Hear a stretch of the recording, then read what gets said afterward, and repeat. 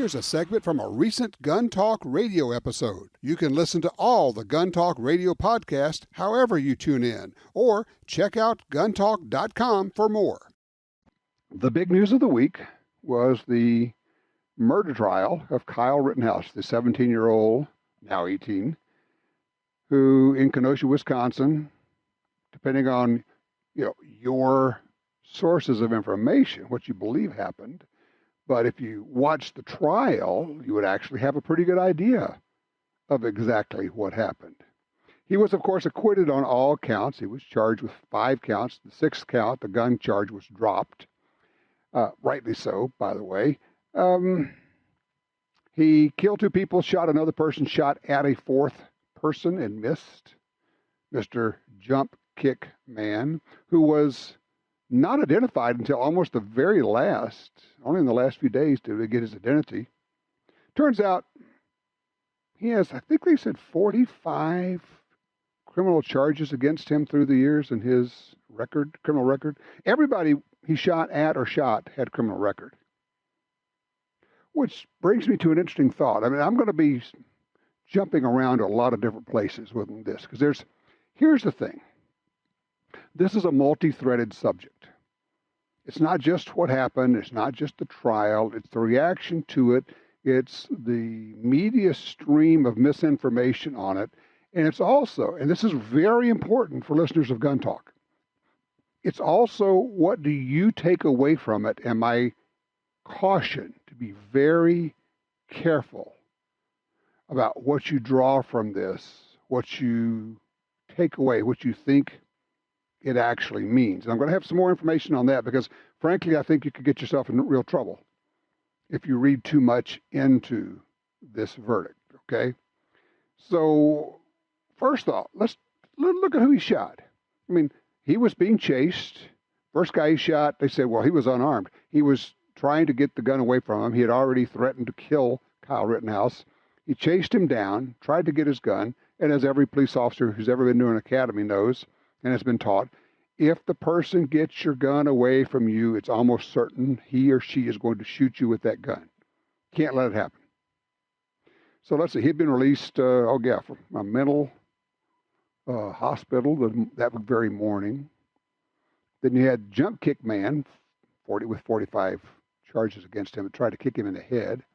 You had skateboard guy who hit Rittenhouse in the head with a skateboard, which is absolutely a deadly weapon. And then you had the guy who was just somehow startled and shocked that when he pointed his gun at Kyle decided to shoot him. Duh. All, of course, with criminal records. Now, here's the thing.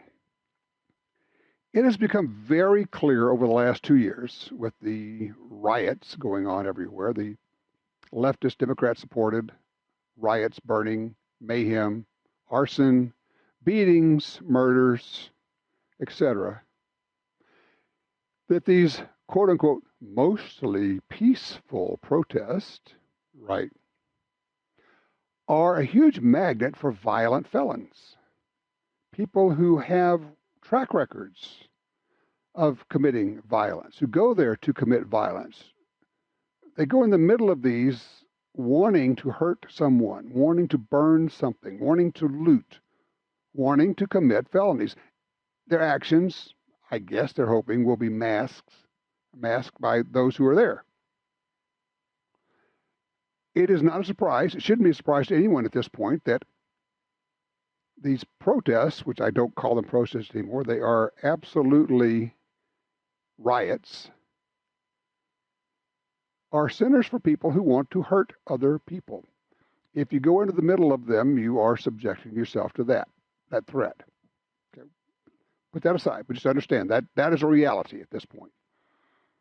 Let's address the first thing. Should Kyle Rittenhouse have been there? I don't know. Should anybody have been there? Should the rioters have been there? Should the felons have been there? Should the arsonists have been there? Should anybody have been there? Well, and then you have these idiocy. This will get us to the media, the idiocy of stories and the narrative that was put out by the mainstream media and a lot of leftist politicians. They said stupid things like, well, He crossed state lines with a rifle. Well, number one, he didn't. But then they would say, well, but he crossed state lines. You know what? Every day in America, millions upon millions upon millions of people cross state lines. It's actually legal to go across a state line and even to go back the other way and cross it again. People do it all the time. What are they even talking about? He crossed state lines. Yeah, of course he did. Well, why did he go so far? He went like 17 miles from his house to his community in Kenosha. How far did the rioters go to get there? How far did some of them go there to commit mayhem and arson and to hurt people and look for an opportunity to not just misbehave or to behave badly, but to behave violently? There's just so much here to talk about. There's so much misinformation. I guess the question is, did you watch the trial? Because I am very much convinced, because you're getting this widespread reaction on the part of people that are reacting to the verdict. You got a lot of people say this is a travesty. How could this possibly happen? And others have said, well, yeah, of course. This was the natural consequence once you know what happened. And I think, there are two divides here, two splits. You've got the split of people who watched the trial and those who didn't. And the people who watched the trial got a very good look at what actually happened. And you also got to see the prosecutor make an absolute fool of himself over and over again. He's a moron, an idiot. I mean, for heaven's sakes, asking Rittenhouse, you were running to the fire. Rittenhouse was putting out fires there. Yes. Says, well, why did you feel that there was an urgency to run to put out the fire? To which Rittenhouse says, it was a fire? You moron. He didn't say that part. I did. Of course, they had the prosecutor who also pointed the AR-15, put his finger on the trigger and pointed it at the jurors.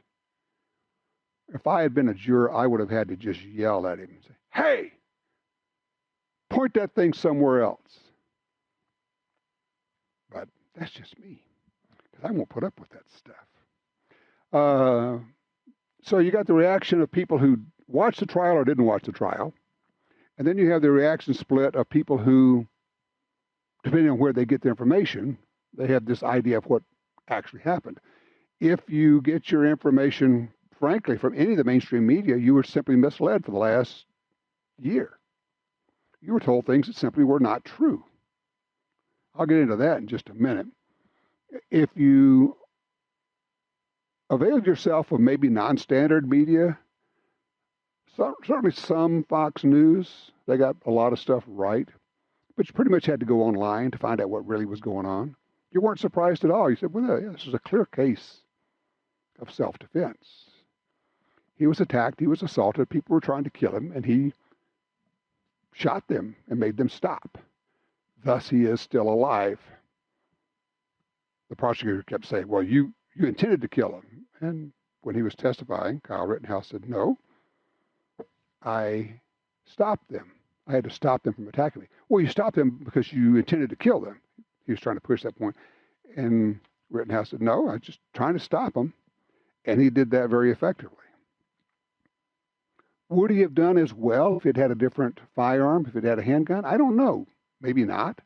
Certainly the AR-15 has a good bit more power than a handgun and maybe stop people more quickly.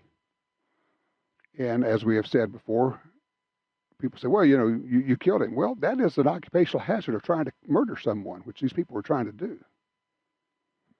Sometimes, it's amazing. Sometimes there are people out there like Kyle Rittenhouse who somehow take offense when you try to kill them.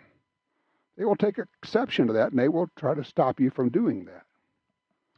So now we have the verdict in. We have the reaction out there. Here's one I particularly like. This is in the Washington Post, quoting Josh Horwitz, the executive director of the Educational Fund to Stop Gun Violence.